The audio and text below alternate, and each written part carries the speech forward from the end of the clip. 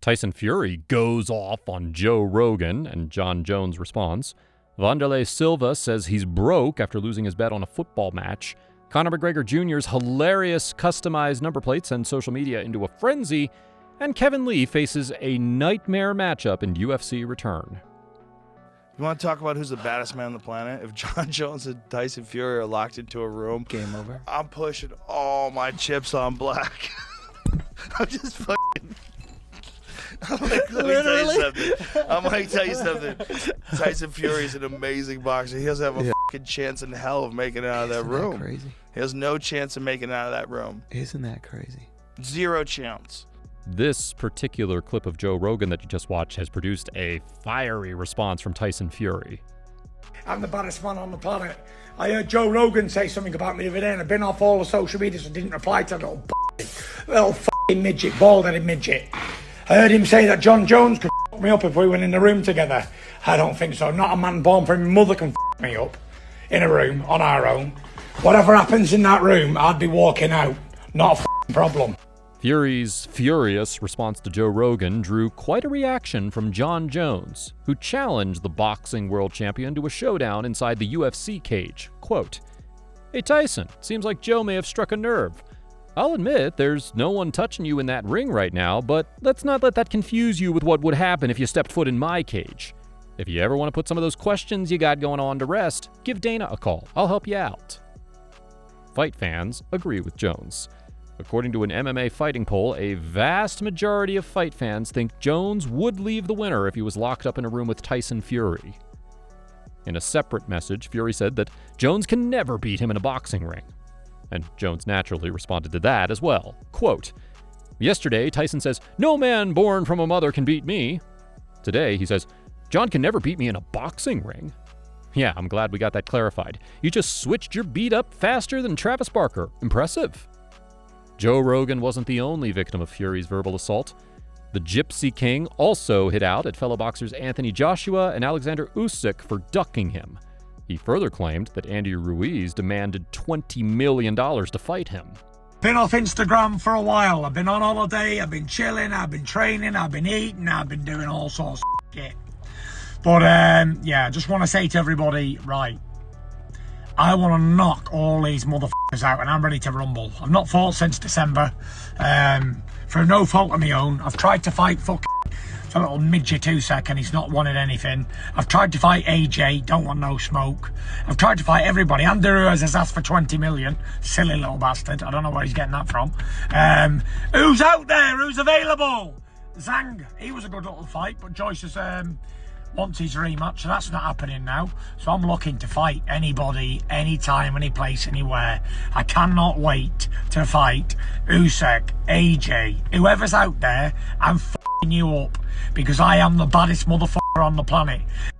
Francis Ngannou, who recently signed with the PFL and hopes to make his boxing debut this year, responded to Fury's tirade by saying that if the boxers Fury mentioned don't want to fight him, the Brit knows who to call. Quote, "I've been here the whole time, Tyson Fury. Since none of these boxers want to fight, let's make it official." Who do you think would win if Jon Jones and Tyson Fury were locked in a room? UFC and Pride legend Wanderlei Silva claimed a few days ago that he was broke after losing his bet on a football match in Brazil. Silva, who hails from Curitiba, placed a bet on his hometown club Curitiba to win against arch-rivals Atlético Paranaense. And although his team started well, the rival club would make a comeback and ruin his day by winning 3-2. Once the match was over, Silva posted a video asking Curitiba fans to help him by sending money to his Pix account because he was broke. Pix is a money transferring app developed by the Brazilian government. Atenção, nação coxa branca. Ontem realizei algumas apostas no calor da emoção, estávamos ganhando de 1-0. Realizei algumas apostas contra alguns atleticanos e, tendo em vista que infelizmente saímos derrotados dessa partida, acabei perdendo essas apostas. Então eu vou mandar o meu Pix aqui para que todos nós que somos coxas brancas unidos possamos juntos passar por mais essa situação. Então o meu Pix está aí. Vamos fazer o depósito pro Vande, para que a gente possa honrar com os nossos compromissos, tá? Então, Pix solidário do Coxa, nesse número aqui.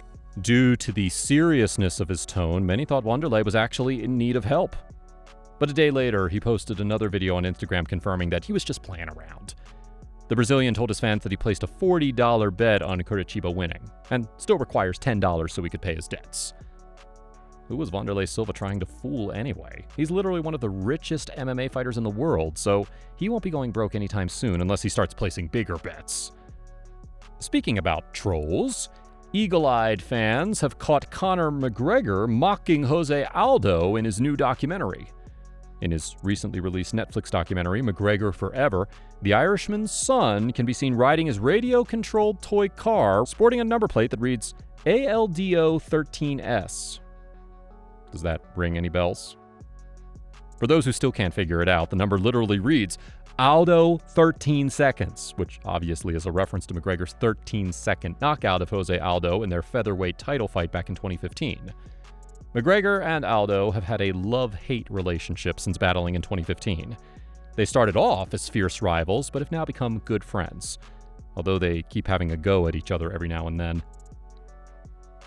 At least now we know where Kevin Lee fits into all of this. Lee, who has lost 5 out of his last 7 UFC fights, will make his return to the promotion after a one-off win against Diego Sanchez at Eagle Fighting Championship. And guess who he'd be facing? An absolute fireball in Rinat Faradinov from the Republic of Tatarstan, Russia. Rinat is 20-1 in mixed martial arts with 2 wins in the UFC. 11 of his 20 wins have come by way of KO, and 5 by submission. It's a terrible matchup for Lee, especially after a long time away from the UFC octagon. But the fact that he's not settling for an easy fight despite having his back against the wall is surely commendable. Lee remains unfazed and is feeling optimistic about the future, especially after recently becoming a father. I'm optimistic. I'm optimistic and I'm excited. Like that's the mood is excitement. Like I feel it in the air. Like the last 2 years have been so, they just have, like, for all the reasons that you list, right?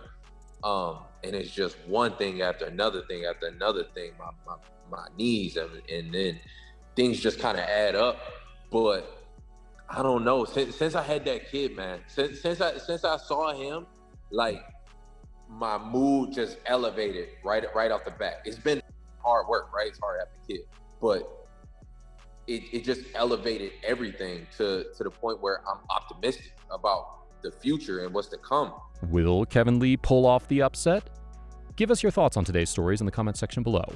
If you liked our video, please show us some love by subscribing and turning on your notifications so that you can stay up to date with all the latest happenings in the world of MMA. Thanks for watching, and we'll see you next time.